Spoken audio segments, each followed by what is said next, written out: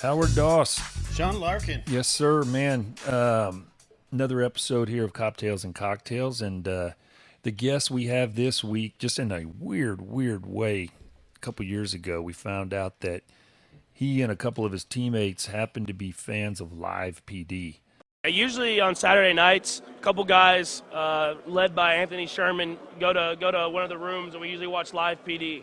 So we watch Live PD or a football game, whatever's on, and that's like what we do. I mean, just kind of hang out with the guys, kind of building that bond.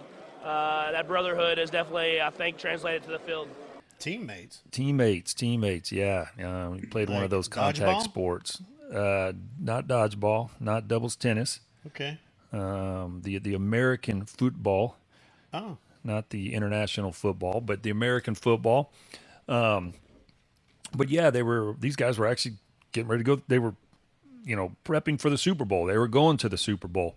And conversation came up with their quarterback, which was Patrick Mahomes. Oh. Hey, man, what are you guys going to do? The night before the game, what are you guys doing your Saturday night? And he dropped right away that, man, he and the guys get together and they watch Live PD. There you go. And I remember being there, in New York when this thing kind of hit. And, we always wondered who had, those with the blue check mark, as they call it, in Right. social media, who out there was watching the show, following the show type of deal.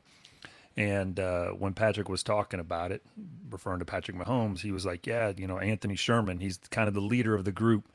And he's the one that got us all watching this and getting us together.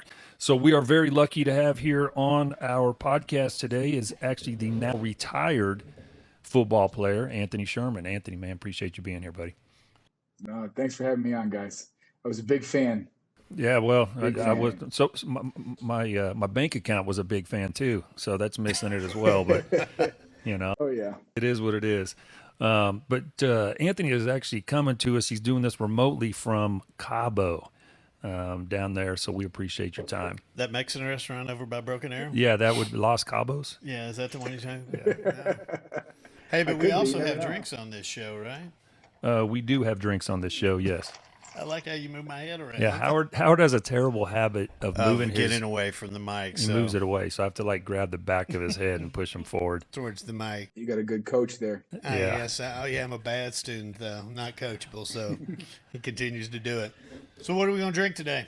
Anthony, we will let you talk about it, or what do you want us to refer to you as? He was calling you Sir Anthony. I know the boss had a name for you. We got Anthony. What do you want to be called? It doesn't matter. If you want to call me Sausage from Coach Reed, that's fine too. I could care less. When a Hall of Fame football coach gives you a nickname your third year in the NFL, I really didn't care what it was. I was going to roll with it. And then Mitch Holstis, the voice of the Chiefs, got a hold of it, and it spread like wildfire. And now I get called I can go to the grocery store and get called the Sausage, and I have to look around. Yeah, when Coach Reed calls you that, I mean, I figured you'd go out and try to get the birth certificate changed. A little modification to that driver's license. My mom was not very happy. Your mom was not happy with the name? No, she's like, because Mitch was the radio, so a lot of times she'd have to listen to in Massachusetts, she'd have to listen on the radio. And she's like, he doesn't even use your real name. Like, people don't even know who you are. I'm like, Mom, it doesn't matter. And then he's like, I'll apologize. And he made this big thing. He's like, the Sausage Anthony Sherman, just for his mom. So it was pretty cool. Just for his mom. That's awesome. Well, and just following up on the nickname, obviously my nickname was Sticks. And my personal friends, nobody calls me that. Everybody at work called me that. Everybody, I'm talking from judges to the mayor of Tulsa, obviously through the show, everyone just knew me as that. And it was kind of a joke that there were even police officers on the department that I didn't work around on a day-to-day basis. They knew my name was Sticks, and they had no clue what my first name was. Literally, just no idea. That's just who I was. I was Sticks. And again, in my personal life, family, friends, nobody calls it. His mama doesn't like it when he gets called. Yes. But so we are having. No one in my personal friends do either. Yeah. That's how you know who the homies are and who's not. But so he is a whiskey guy. Yeah. So we are going to have, since you kind of, I don't know if you're necessarily a rebel, in the NFL, a rebel on the team, kind of had some things about you that kind of stood out. And so we are going to drink Rebel Yell 10-year. 10-year single barrel is what we're sipping on here today. And That's one of Jason's favorites. that is Jason's, who's sitting in here with us. So cheers to you. I know you're down there in Cabo. You said you can't get your hands on some real good stuff. Nope, we got Jack Daniels in this cup. All right, That's we'll work. It'll work. At least Cheers it's to in you. a red Solo cup. And I hear the ice in it too. You got ice. Okay, back to the sausage name. What made him call you Sausage? Honestly, we used to have practice at 8:15 in the morning, and I think he was just thinking about breakfast, and he's like, "Hey, you kind of remind me of a sausage in your uniform and your in your pads." And I'm like, "Okay, thanks, coach. Have a good day." That One of those thing's things not the that just sound rolled. It didn't get public until maybe year five or six with the Chiefs that my nickname was the Sausage. It kind of stayed with it, really just Coach Reed. Maybe some of the coaches wanted to be funny, and then Mitch got a hold of it, and then it spread because he started using it on the game day cast and stuff like that. So it spread. Man, so I'm not going to lie. I'm not a Chiefs fan. Nothing personal. I'm from the Bay Area. No, that's I'm a fine. He's 49er got a dude. couple Oklahoma guys on there. It's all Yeah, right, though. yeah. Actually, well, Blake Bell out there. I know he's Blake Bell, he's out there. Yeah. James Winchester. James Winchester. Yep, kicker. Where's he? A punter, isn't he? No, long snapper. You had all of them. Hey, listen, you got all the specialists. You just forgot the last one. Damn, I knew he was a special teams guy. I remember from back there at OU. Actually, before we do get in there, we'll talk about the Chiefs real quick. Funny ass story. So when Live PD was on the air, Mahomes, and I swear on this, my daughter has a screenshot of it. He, being a part of the show, at some point he obviously looked at my social media. I'm assuming because he followed my daughter. And she took a screenshot when she got the notification that Patrick Mahomes had followed her and sent it to me. And it was, the same time period about this coming on. And she lost her shit. She's a 24-year-old girl. She's a very pretty girl. And I think he followed her for maybe 2 days tops. And about 2 days later, he wasn't following her anymore. So it made her day. She is a diehard Chiefs fan. That's a good story, though. That's a good one to have right there. No, she does. She's got it saved still to this day, but she is a diehard Chiefs fan. And so she was excited that we were having you on here with us talking. But yeah. Mind you, that Live PD was I want to say a 2-year running. Every Saturday night, we watched Live PD from the time we got out of team meetings at about 9 o'clock till 10:30, 10:45, and then everyone would get back for bed check. But it was fun. We enjoyed watching it. No, it was good, man. And fingers crossed, it'll be back. So it's a common question. It's a daily question. Get asked it literally all the time. It should have never left. Thank you. No, we can have 10 podcasts just talking about that. Hey, we can talk about this all day if you want. Yep. No, it is, man. Hell, why not? We can talk about anything we want on here. That's the thing. We're all retired and big boys. We can talk about what we want without offending anybody. Nah, if we do, who cares? Yeah, exactly. No, listen, it's one of those deals. It's so funny to me because the show was canceled and bad guys that we would deal with in the streets, anti-police people, they would tell us they missed the show. Man, where's the show at? Why? Everybody watched it, whether you were pro-police or against the police. The people that were in the media that were getting the microphone in their face or the camera that were talking about these type of shows, they don't even watch the damn show. And I mean, hell, Jason, you remember one time we were out with a friend of a friend type of deal. There was a local girl here. It was just this little hairdresser. Talking shit when she found out, I was a police officer here in Tulsa. I was part of Live PD. And she flat out said, she goes, "Well, I think the show's racist." And I said, "Really? Well, tell me what it is about the show that's racist." And I said, "Is it a comment that one of us in the studio have made? Is there a comment that an officer has made? Because the show just shows the job. It just shows, hey, this is what's happening across America and all these different departments." And she finally did a great job of showing the day-to-day struggle that you have as an officer that people don't see. They just think it's simple. It's simple. It's like, no, every call is different and every situation is different, and they don't get it, and they think, oh, it's just go give a speeding ticket. It's like, nah, it's not. That's Well, really not you it. know the thing about what's it, all going these on. haters are bitching about, like, they want more transparency. What's more transparent than following cops around live and putting it on TV? That's as transparent as it gets, right? You get to see the entire interaction. I mean, it's uncut. Yep. So yeah, it was good for policing. It's good for people to understand the job. Yeah, it is. And like I said, and honestly, Sausage or Anthony, I think it'll be back. I mean, I still do. I think we're kind of getting past in so many different facets of what's going on in this country, past a lot of the bullshit and, stuff like that. There's more programming coming back that shows that type of stuff. And whatever happened to, hey, if you don't like it, don't watch it, You Yeah, don't there's have plenty of other stuff on TV. Exactly. plenty of other stuff. Man, and we're going to kind of actually, we'll probably fast forward here way ahead of it just because we're talking about the policing stuff. You retired, a year ago? I think basically about a year ago. About a year ago in March. Yeah, but actually, shoot, it might have been today or yesterday, tomorrow. Congratulations. Yeah, thanks. Yeah. Hey, the retirement life is not too bad, man. No, it's not. He's a lot younger than you, though. Dude. He is a lot younger than me. He's got a better beard, too. Well, that, Put some beard oil great in before I got on here to make it look good. Yeah, it's good. But, man, you retired and you had something, you put a picture out there on Twitter. It kind of showed you all geared up with a rifle and wearing a vest and stuff like that. And you had put a hashtag for deputy sheriff, talking about Homeland Security.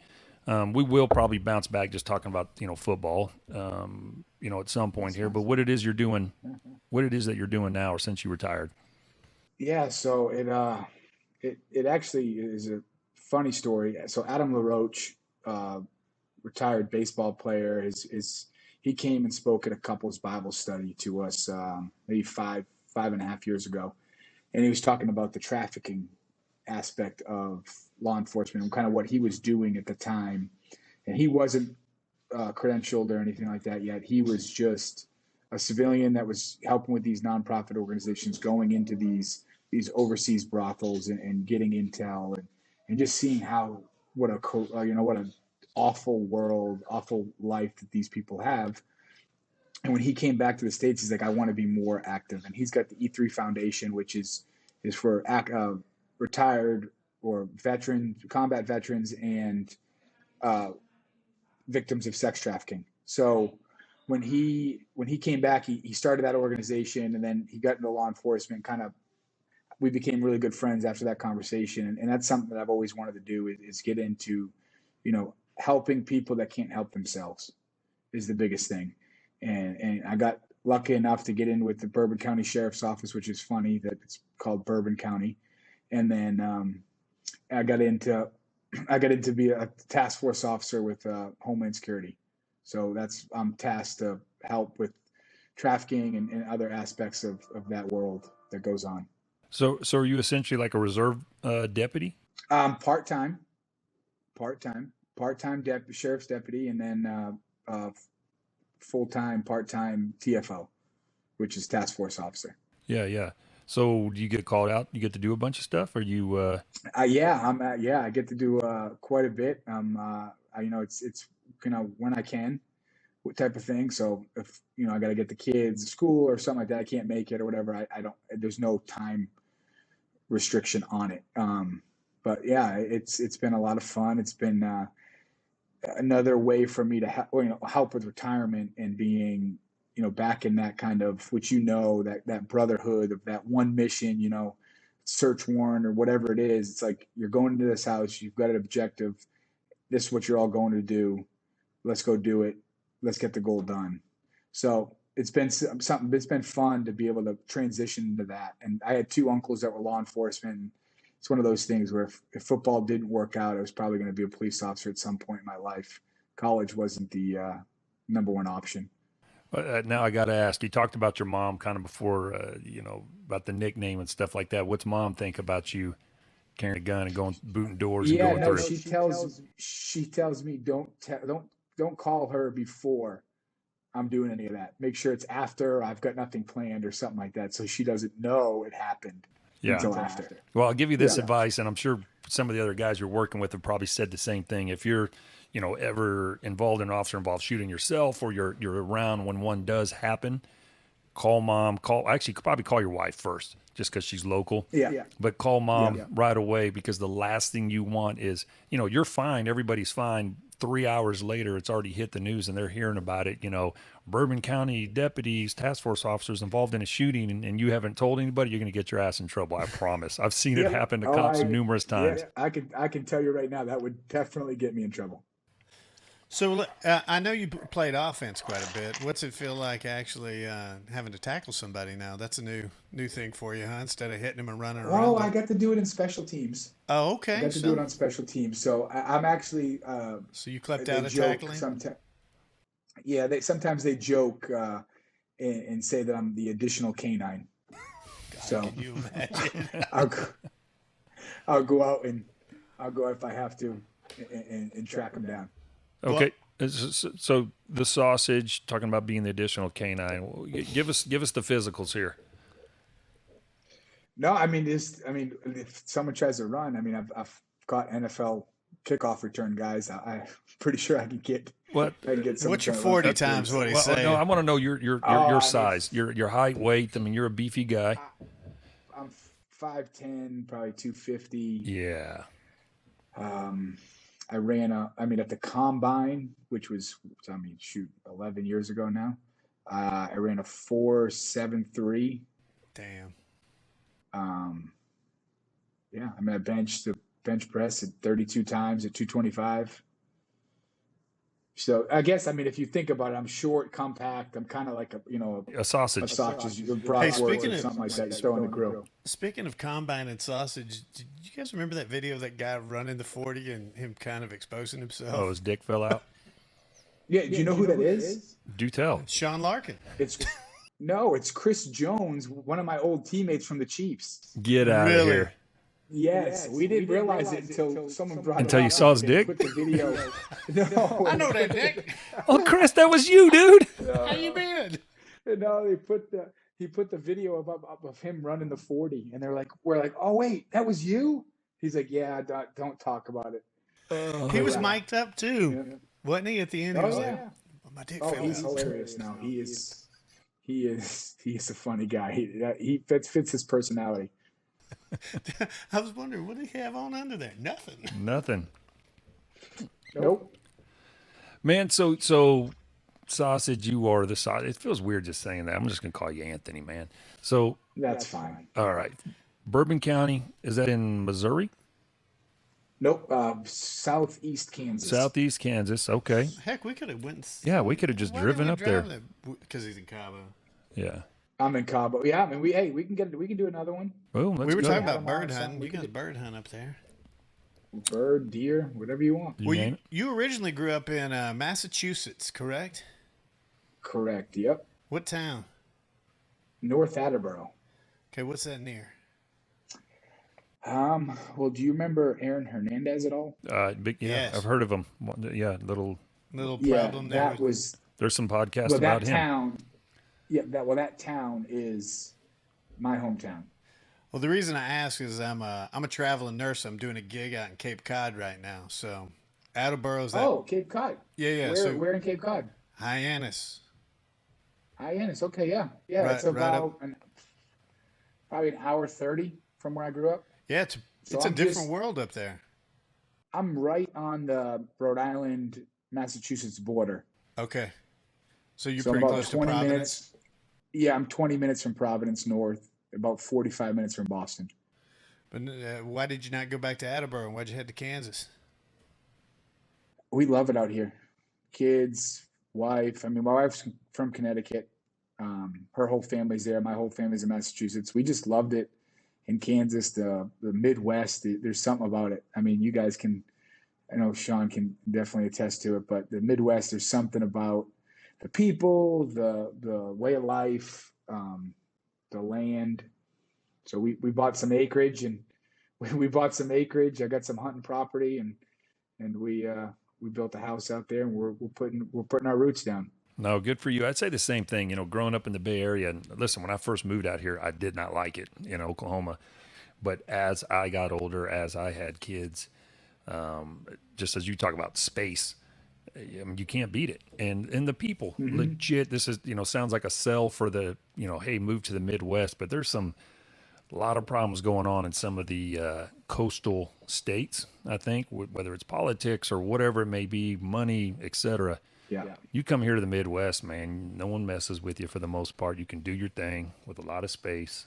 Hey, man, I will say, being up at Cape Cod, those are some of the nicest people I've ever been around. Really? They are just genuinely nice. Like, they're... Oh, no, Cape Cod's a great, I mean, a lot of those people, and if you're there, you're there, you're coming out, I mean, you're in winter right now, coming out of winter, so. I'm learning words like West Yarmouth and to make a qual. Yeah, you make a qual. Yeah, with a lot of wicked. Yeah. It's different out there, especially when you're Southern. You go out there and you're like, this is a new world. Oh yeah, no, it's different. Especially the people that live on Cape Cod. They're tough. I'll tell you that. I mean, they don't.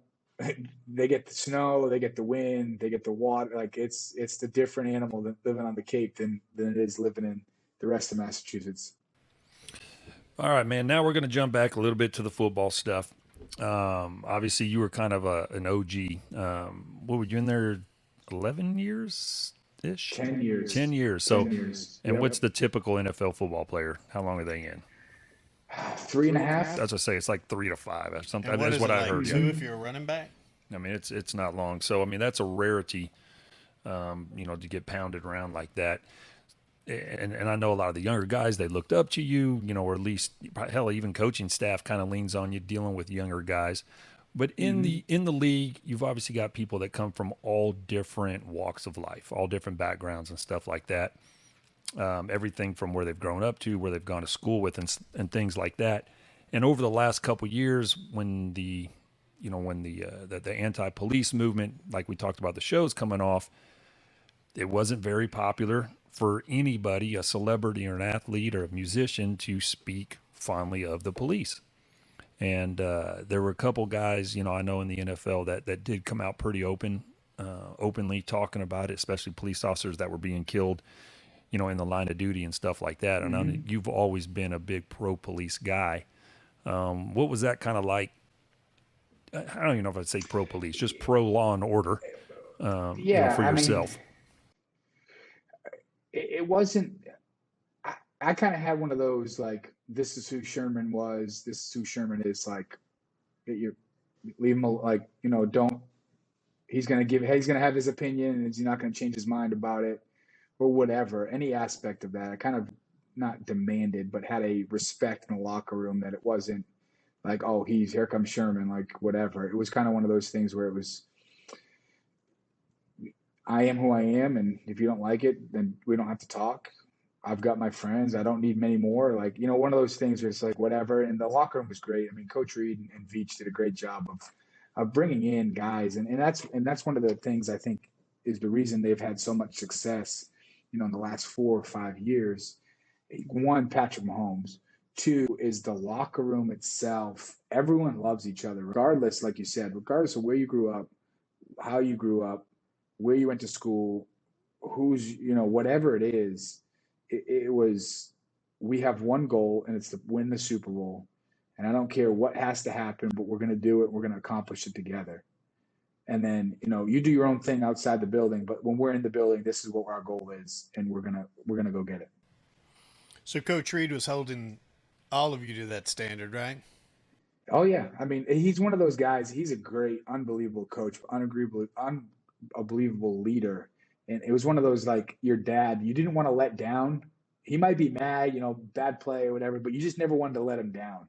So we always joke, like, he's all of our dads, and you just never want to disappoint him. You could make a mistake or whatever, but if he had that disappointing look in his eyes, you're like, oh, you knew, yeah. I really messed up here. Man, now that you're, out of the league, not playing, do you keep in touch? I know he's a busy ass dude, but you keep in touch with him at all, or, some of the other guys still? Yeah. It's funny because Coach knows, obviously, he was when I did the background check for Homeland Security, they needed my supervisor. So I'm like, I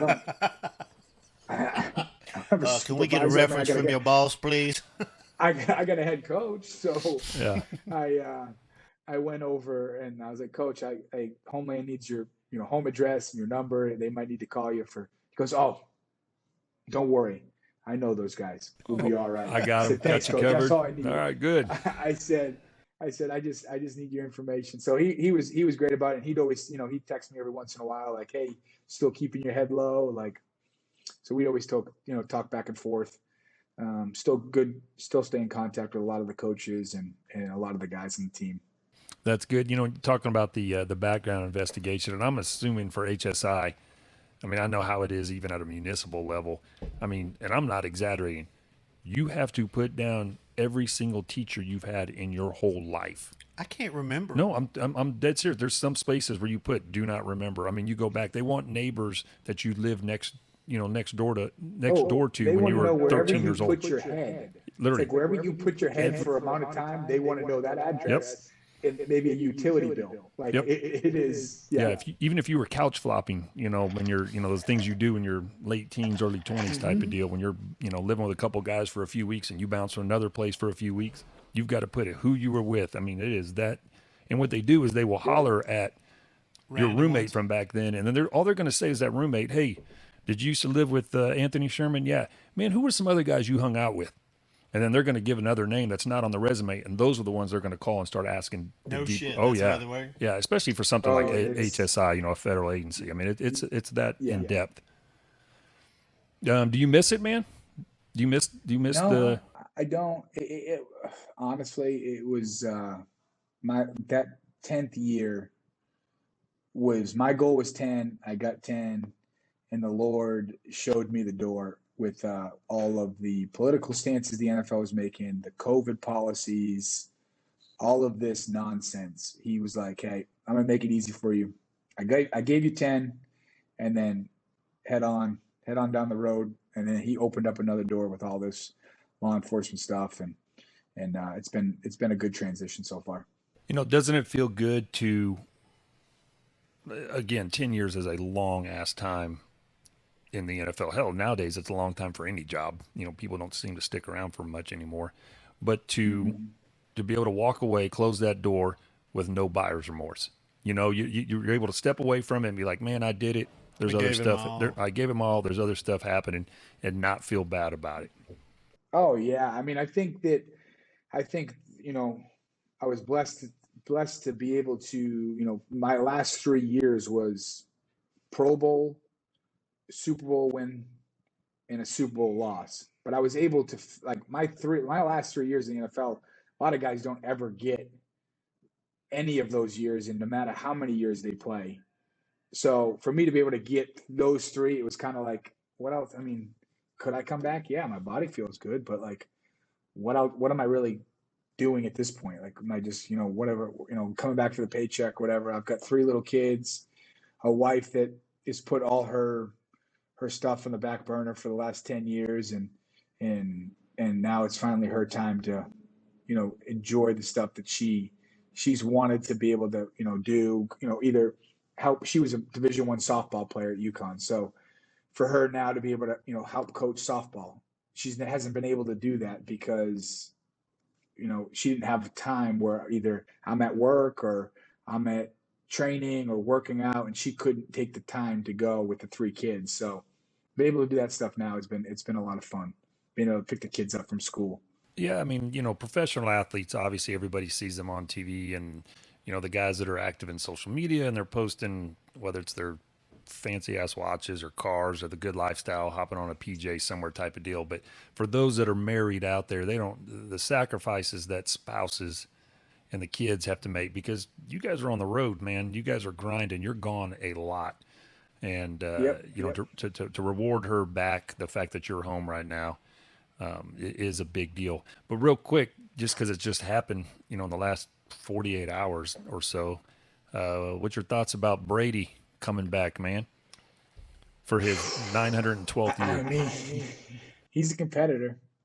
I'm not surprised. I don't know. I think I might have a different spin on it. I don't know him personally, but I think he was going to pull the Gronk and retire and then get his right and whatever, drop his rights or however they did it, traded him or whatever. I think he wanted to play for San Francisco. I think he wanted to go back, home, play for the Bay Area. He grew up watching them, whatever it is. I think he wanted. And then Bruce Arians came out and said, "Oh yeah, I mean, if someone wants to trade, it's 5 first-round picks. It's bad business if we just get rid of them." So I think he wanted to play another year. He just thought this was the only way to get out of it. And they were like, "Nope." He's like, "All right, I guess I'm coming back." That's what I think. Now, I could be completely wrong. You That's mean my you don't opinion think on San it. Francisco's just going to trade Jimmy G for him? I don't know. I mean, I know. Yeah. I think they could. I think maybe they might. I just don't. I think they're wanting this young kid to go in. I think Sure. the perfect opportunity for them would have been to have Brady for 1-2 years, groom this kid just a little bit longer, and then put him out there.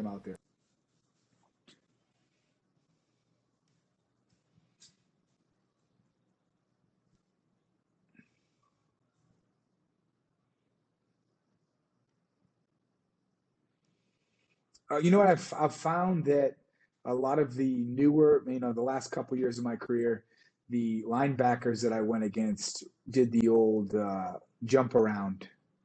They weren't. Explain the jump built, around. They're all these athletic, speed guys. The game has changed, so everyone needs to be fast to catch a Tyreek Hill, Travis Kelce, whatever it is. Everyone needs to be fast to keep up. And when you kind of get into these old schools, like New England did a great job back in 18. I mean, they got in the playoffs. They started using 21 personnel, which is 1 tight end and 2 running backs, and they just started pounding people. I mean, it was a thing of beauty for an old school guy mindset. It just these line. I mean, I started my career against Ray Lewis, Brian Urlacher, Patrick Willis, Navarro Bowman. Like those guys were like, "Hey, I'm going to go through you. I'm going to go through you to get to that ball carrier." These guys are like, "I'm going to use my speed to work around you and still make the tackle, but I'm not going to hit you." So it was fun. They got out a little bit. Some of them did. The jump around thing. All right, let's jump in. Speaking of jump around, let's jump into the bourbon or the whiskey stuff you've kind of tapped into. As you mentioned, did our research. You got yourself from Bull Creek Distillery. I'm not familiar with Bull Creek, so you have to break it down for any of the listeners out there who want to track down one of your bottles. I think it's called Barrel 42. Correct, it is. It's a smaller distillery in Spring Hill, Kansas. We love. I mean, it is for anyone in the area that listens or wants to come up for a night. It is an unbelievable outdoor live music restaurant. They've got weddings, whatever it is. It's an unbelievable place, kind of hidden away in Kansas, and it's 10 minutes from my house. We had went a couple of times right after COVID, and they were wide open. It was all outside seating. It was like, this is the place that I want to be. And my wife and I, and we went a bunch of times. We bring friends. We loved it. And she ended up throwing me my surprise retirement party there.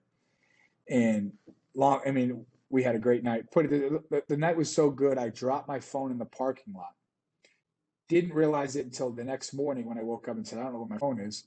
Well, I ended up getting a hold of Mike Denny, the owner, and he's like, "Yeah, I found it in the parking lot. I've got it at the hostess desk." So I drove back over there and talked to him for a while. And he's like, "I got a crazy idea. I'd love to do a bottle, kind of represent, you and, you love bourbon, whiskey, you love the country, you love what we stand for here. I'd love to do one." And I'm like, "Yeah, I'm retired. What other retired fullback doesn't want their own bottle of bourbon?" I'm like, "Yeah, sign me up." I said, "I'll be back next week and we could talk about it."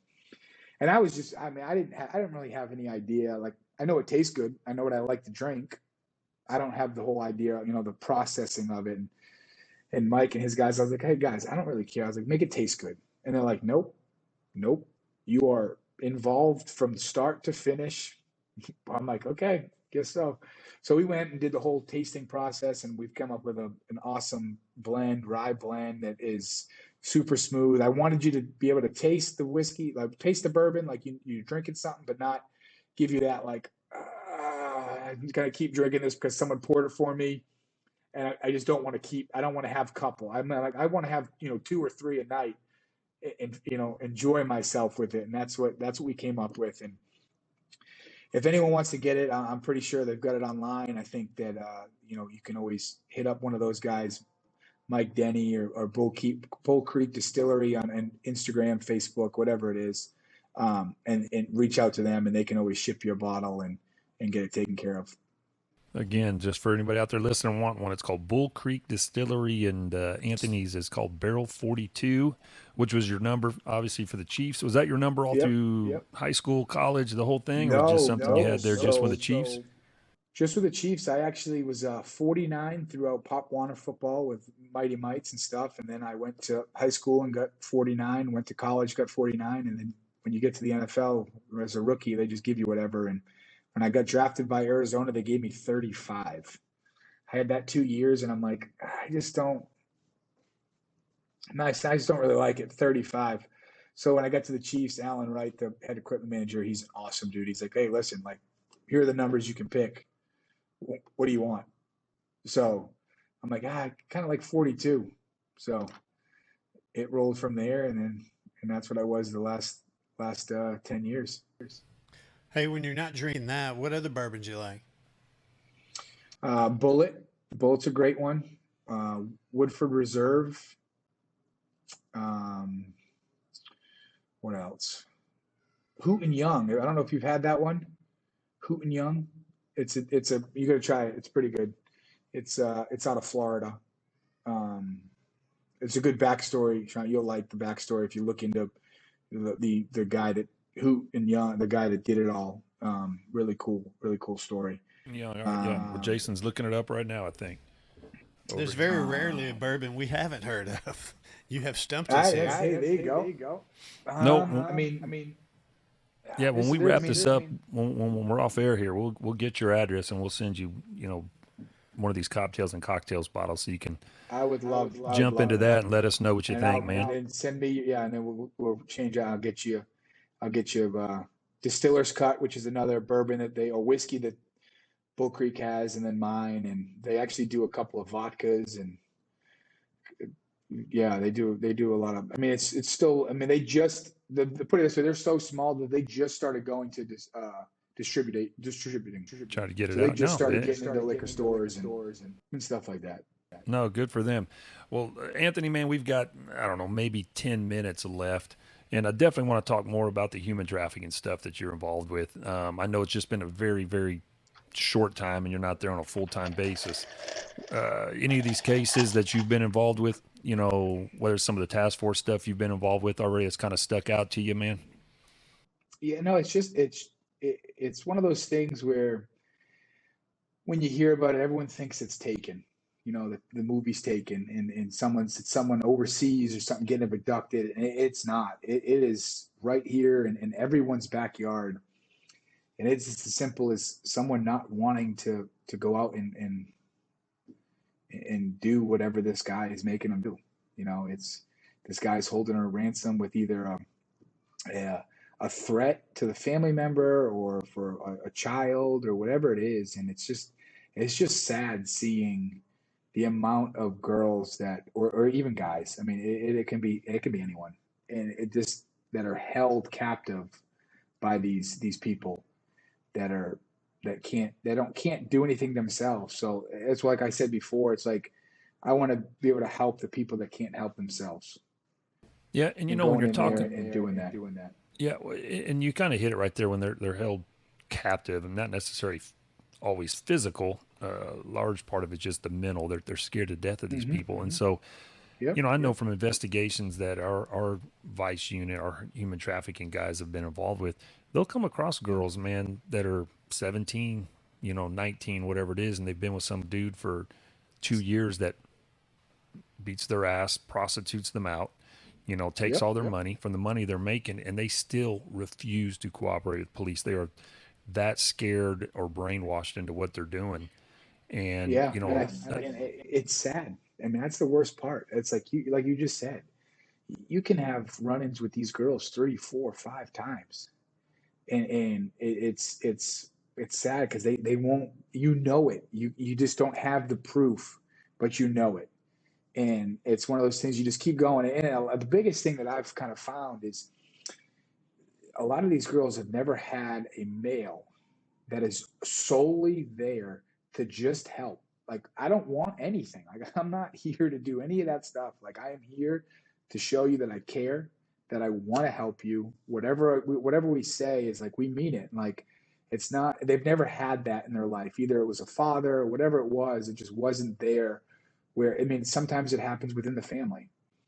And it's just never one of those things where they've had a male that they can actually trust that doesn't want anything in return, but just their happiness and safety is all we want. Well, and you have to build that confidence. Exactly. Well, and that's exactly, I mean, I'm just going to kind of piggyback what you were saying there. I think we might have even mentioned it here on the podcast before in a previous episode. You know, I've got a daughter, it's now 24. Howard's got daughters that are in their 20s as well. But there was a guy that was just retired from our police department after nearly like 35 years.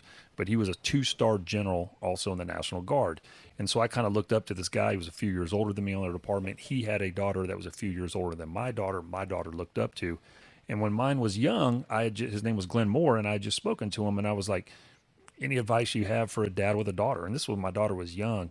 And he was saying, you have to give her attention. You have to tell her you love her. You have to tell her she's beautiful, because for these girls that we're talking about that fall, victims to this type of thing, a lot of them, they don't have a male figure around, that is positive in their life. And so when they start hitting 14, 15, 13, whatever it is, 16, and all of a sudden there's some shitbird guy, and especially nowadays with social media, these guys that they track a lot of them. They reach out to them, they're the first ones that give them attention.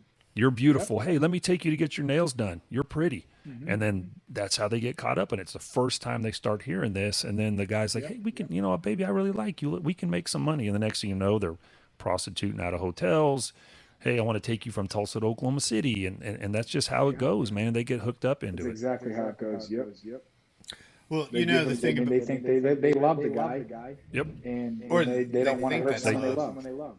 They think, exactly. I mean, they don't, but that's in their mind, that's what's going on. And it's just one of those things. It's like, listen, if you don't want to say anything now, that's fine. But we'll see each other again, because I'm going to continue to fight for you and try to get you the help you want or need. Well, all of us being fathers, we just can't fathom how anybody would not love their kids, I mean, I know. As far as it goes, and I've told my daughters this, I said, honey, you're going to find somebody who's going to treat you wonderful. And they both my daughters have great boyfriends. They're wonderful men, solid men. They act like men. I said, but as long as you live, there's no other man in this world that's going to love you as much as I did. I have loved you since the minute you've come out, and I will love you until the day that I die. And I'm always here for you. So I can't imagine dads not doing that, No, I can't either. I mean, if a girl, boy, I've got 2 boys and a baby girl, and it's like, they know. I'm going to tell them until I'm blue in the face if I have to. Like, my boys are, 7 and 5 now, and they're kind of like, my 7-year-old's kind of getting that. It's like, Dad, you don't got to say that. It's like, I know. I'm like, I don't care. I'm going to still say it. I love you, bud. Like, I don't care. I'm going to say it. I'll tell you, I'll be the older guy giving you I'll be your Andy Reid in retirement, man. And I'll tell you, keep telling him. My boy's 20. I tell him 5 times a day, and he's quit arguing with me about it finally. But tell him all the time, nonstop. Yep, nonstop. Well, we came from that age where fathers didn't tell us that much. Mm-hmm. No, I mean, at least mine didn't. How about yours? No, mine didn't either. No, I mean, I have a great relationship with my dad now, but like, no, it was not one of those things where it was said very often. And it's kind of funny now when he does say it. It's like, oh, hold on, what? What? What's going on today? You hear it yourself. Like, oh, yeah, I love you too, Dad. But yeah, I'm glad it's come a little bit more acceptable. I tell my kids all the time. Yeah, it's good that you can actually tell your kids you love them now without having to have that whole stoic thing. The other thing that I think is really awesome about you is that you have a lot of size. And a lot of people try to use their size to intimidate people. I like the fact that you use your size to protect people. That's a Yeah. It's an admirable thing. I think that's what men should do. Howard's our touchy-feely guy on the show. Yeah, God dang it. No, That's I what like do. it. No, I mean it's funny because there's a couple of guys I work with that are always like, listen, if you need anything, if you get scared or if anything happens and you think something's gonna whatever, he goes, see that guy over there? They're always pointing to me. He's like, he wants to go get that person. He wants to go get them. He doesn't look very nice. And I'm like, I don't know. What you need to do, wear some like old school, like Jose Canseco era Oakleys. You know, the old Oakley blades or whatever it is. Wear some of those. Wear your tack vest with no undershirt. That's real popular, you know. Maybe in Kansas it is popular. I don't know. But, no, you know, where I would be frowned upon, but I think I can maybe pull it off. And you probably could. So, yeah, just rock that and just be the guy that stands in the corner with your arms crossed. I think those ugly glasses are back in style. Yeah, I hope they never come back in style. Everything's back in style. I didn't wear them when when I came on the police department, which was in '97. A lot of cops had them. I've never owned a pair, so there's a couple guys that never stopped wearing them. But that's a whole nother story. That's because some girl said they looked good in them. That one girl, yeah, gave them some attention. That's well, all man, that's all you need. that's it. Yeah, that's it. It goes a long way. Well, Anthony, listen, man, we do appreciate you being on here with us. And, you know, for anybody out there listening, we mentioned it again, Bull Creek Distillery, Barrel 42 is yours. Where can they find you on Twitter, Instagram, whatever else you got out there? Well, I only have Twitter, and it's Anthony or Shermanator _42, I believe. I'm not a big social media guy, to be honest with you. Yeah, I do it because it's part of the game, man. That's I didn't have it at all until this stuff happened. Until IPD didn't have it, and then that's it. Well, actually, we got 1 minute, so we'll just talk about social media real quick. You already know where this is going, don't you? Yeah. I've never ever been on Facebook in my life.